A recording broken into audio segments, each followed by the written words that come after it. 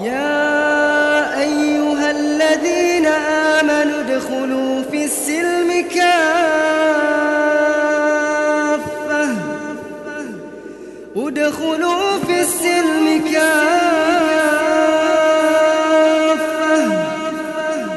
ادخلوا في السلم كافة.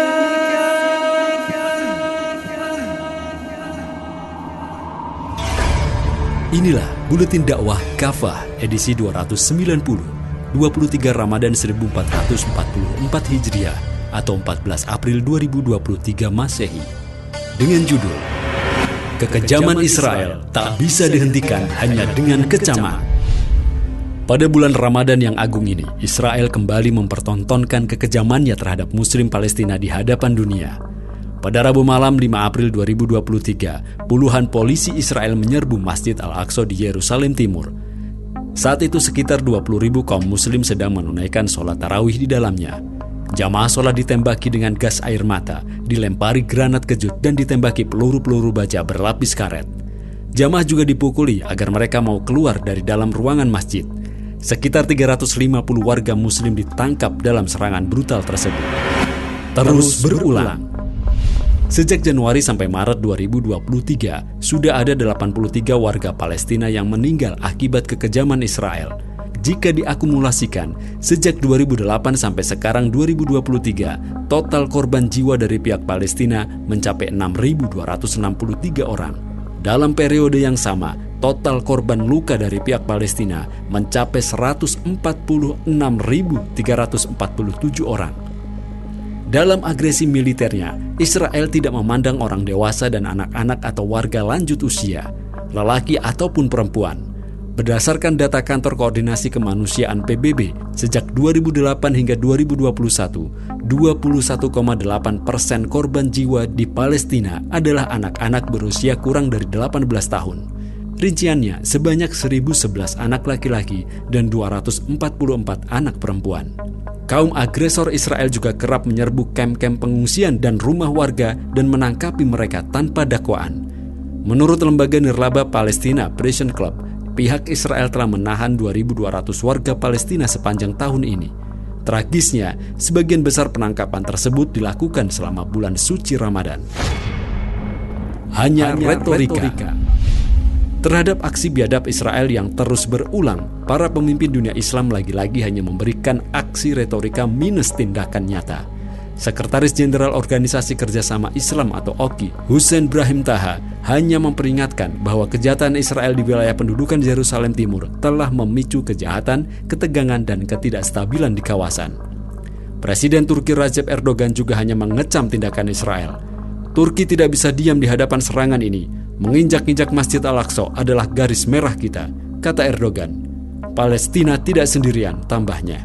Sungguh aneka pernyataan dan kecaman para pemimpin dunia Islam yang membela Palestina adalah lagu lama yang terus diulang. Sama sekali tidak membuat Israel takut dan mengulangi agresi mereka, malah semakin menjadi-jadi.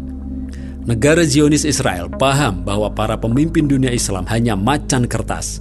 Israel tahu bahwa para pemimpin negeri-negeri Islam tidak akan pernah melakukan tindakan nyata membebaskan Palestina dari penindasan mereka. Kaum Yahudi itu hafal betul, tidak akan pernah ada pengiriman pasukan kaum Muslim untuk mengusik eksistensi negara Yahudi. Di sisi lain, para pemimpin dunia Islam itu memainkan standar ganda, mengecam Israel tetapi juga berpelukan erat dengan mereka. Turki misalnya, pada tahun 2022 semakin meningkatkan hubungan dengan Israel. Ekspor Turki ke Israel pada tahun 2021 meningkat, bahkan Israel menjadi mitra dagang terbesar Turki yang melebihi Arab Saudi dan Indonesia. Negeri-negeri Muslim seperti Uni Emirat Arab, Mesir, Maroko, Sudan, Bahrain, dan Yordania juga sudah menormalisasi hubungan dengan Israel. Di lisan mereka mengutuk Israel, namun mereka terus berjabat tangan dengan kaum Zionis yang masih berlumuran darah kaum Muslim. Mereka telah mengkhianati kepercayaan yang telah diberikan oleh Allah dan kaum Muslim untuk melindungi agama dan jiwa umat. Mereka lupa dengan firman Allah Subhanahu wa Ta'ala, "Hai orang-orang yang beriman, janganlah kalian mengkhianati Allah dan Rasul, dan jangan pula kalian mengkhianati amanat-amanat yang dipercayakan kepada kalian, sedangkan kalian tahu." Terjemah Quran Surat Al-Anfal ayat 27.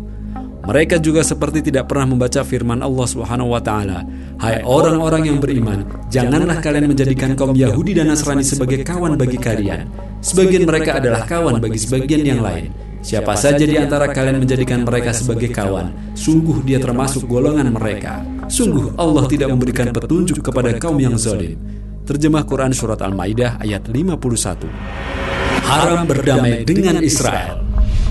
Israel adalah negara kafir harbi fi'lan. Mereka secara nyata telah memerangi kaum muslim. Kebiadaban dan kebencian Israel terhadap kaum muslim sudah begitu terbuka. Sejak negara Israel didirikan pada tahun 1948, sekitar 700.000 warga Palestina terusir.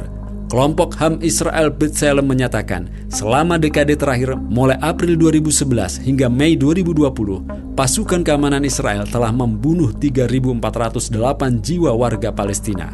Korban tersebut berada di wilayah Palestina yang diduduki dan di dalam Israel. Karena itu, Islam telah mengharamkan hubungan diplomatik apapun dengan Israel. Yang wajib dilakukan adalah memerangi dan mengusir mereka. Allah Subhanahu wa taala memerintahkan, "Perangilah oleh kalian di jalan Allah orang-orang yang memerangi kalian, tetapi janganlah kalian melampaui batas."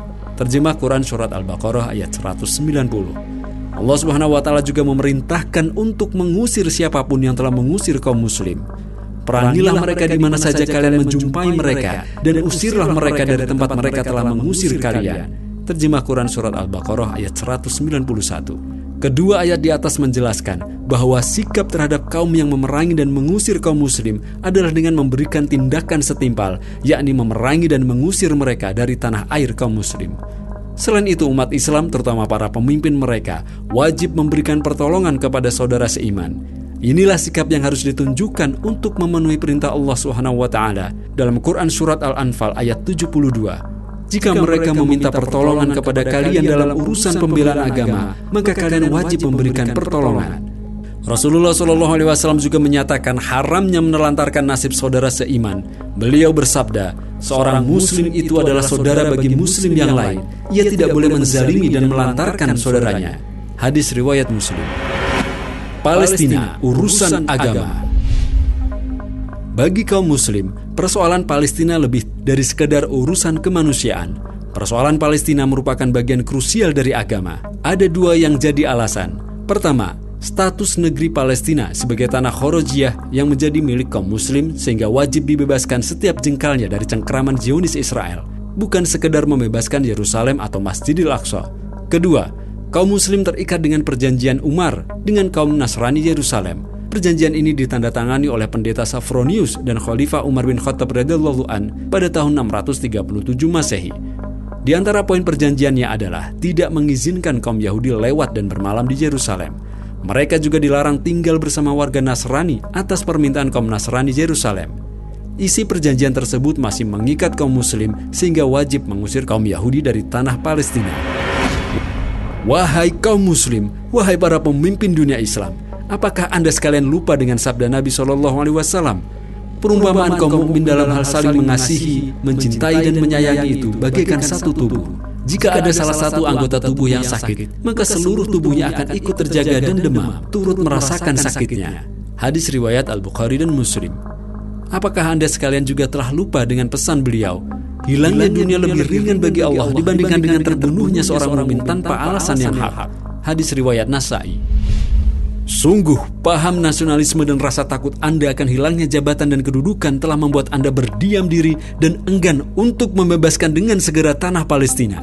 Anda merasa puas karena bisa membungkam dan mengelabui umat dengan retorika politik murahan, sedangkan tangan Anda berjabat tangan dengan Israel yang terus mengusir dan membunuhi Muslim Palestina. Sementara Anda membiarkan Muslim Palestina bertahan sendirian menghadapi agresi Israel.